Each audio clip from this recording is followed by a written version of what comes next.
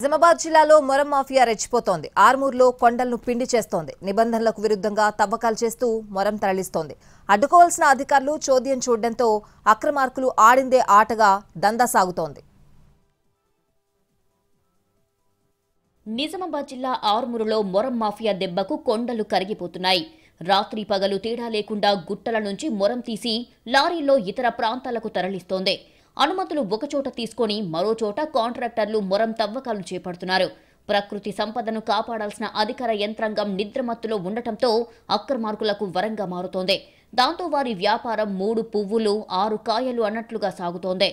ఈ మాక్లూరు మండలనైతే గవర్నమెంటే స్వహా చేస్తున్నది. గవర్నమెంట్ కాకుండా ఈ ప్రైవేట్ వాళ్ళు అయితే విచ్చలవిడిగా ఏ రకంగా చేస్తున్నారో అసలు గవర్నమెంట్ పట్టించుకుంటున్నదా పట్టించుకుంటలేదా, కలెక్టర్ గారు చొరవ చూపుతున్నారా? ఇంతకుముందు కంప్లైంట్లు కూడా ఇవ్వడం జరిగింది. ఏదో తూతూ మంత్రంగానే వచ్చిపోవడము, మీ యథావిధిగా క్వారీలు నడుస్తూనే ఉన్నాయి. ఆ క్వారీలు మాత్రం నైట్ మొత్తం నడుస్తూనే ఉంటాయి బళ్ళు. వాటిని ఆపే శక్తి ఉన్నోళ్ళు ఎవ్వరు ముందుకొస్తలేరు. ఆర్మూరు నియోజకవర్గంలో అనుమతుల సాగుతో మొరాన్ని అడ్డగోలుగా తవ్వేస్తున్నారు. ఆర్మూరు, మాక్లూరు, చిన్నాపూర్, నందిపేట, రామచంద్రపల్లి, అమ్రాద్ గుత్ప, మదన్పల్లి గ్రామాల్లో దర్జాగా మొరం దందా సాగిస్తున్నారు. గుట్టలను ధ్వంసం చేసేందుకు బ్లాస్టింగ్లకు పాల్పడుతున్నారు. పేలుళ్లతో ఇళ్లకు బీటలు వారుతున్నాయని, భూగర్భ జలాలు అడుగంటిపోతున్నాయని స్థానిక రైతులు ఆవేదన చెందుతున్నారు. మాక్లూరు మండలంలో అక్రమ తవ్వకాలు గత 10 సంవత్సరాల నుంచి కూడా మేము అనేక పర్యాయాలు కలెక్టర్ గారి ఎంఆర్ఓకు, ఎస్ఐ గారికి అందరికి కూడా మేము దరఖాస్తు ఇచ్చుకున్నాము. అట్లనే రస్తారోకోలు చేసినాము. వాటి వల్ల మాకు భూగర్భ జలాలు కూడా తగ్గిపోయి ఇప్పుడు ఆ బ్లామ్ బ్లాస్టింగ్ కూడా పక్కకే పోలీస్ స్టేషన్ ఉన్నది. బ్లామ్ బ్లాస్టింగ్ నైట్లో చేస్తారు. దానివల్ల మా బోర్డు కుంగిపోతున్నాయి. అట్లనే మా మాక్లూరు గ్రామంలో ఇండ్లకు నెర్రలు వారుతున్నాయి. మేము ఎన్నిసార్లు ఫిర్యాదు చేసినా పట్టించుకోకొచ్చారు. ఏం జరుగుతుంది సార్? ఒక్కసారి కంప్లైంట్ ఇచ్చేవారికి 2 రోజులు ఆపేస్తారు. 3వ రోజుకి యథావిధిగా జరుగుతూ ఉంటుంది.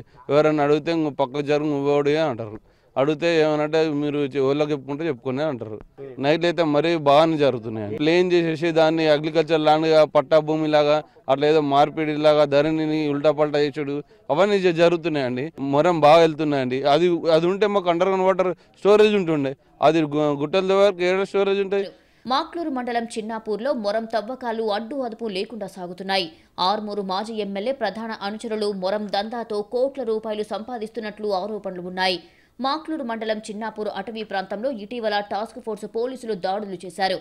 అక్రమంగా మొరాన్ని తరలిస్తున్న 21 టిప్పర్లు, 2 జేసీబీలు స్వాధీనం చేసుకున్నారు. పోలీసులు అడపాదడపా దాడులు చేయడం తప్ప బడాబాబులపై కొరడా జులిపించడం లేదన్న అభియోగాలు ఉన్నాయి. మొరం తవ్వకాలంటే వాళ్ళు ఇష్టప్రకారంగా వాళ్ళ నోళ్ళు కలుతుర్రా, ఎట్లా చేస్తున్నారు తీసుకొస్తున్నారు. మా సుంటోళ్ళకి ఇప్పుడు ఇల్లు కట్టుకుంటున్నామంటే ఒక 4 టిప్పర్లు ఆపేస్తారు. ఆపేసి ఏం చేస్తారు? ఇగో దీనికి గాల దానికి గాల అని అంటుండ్రు. మొరం అంతా దెబ్బెత్తున్నారు. గుట్టలన్నీ ఖరాబ్ అవుతున్నాయి.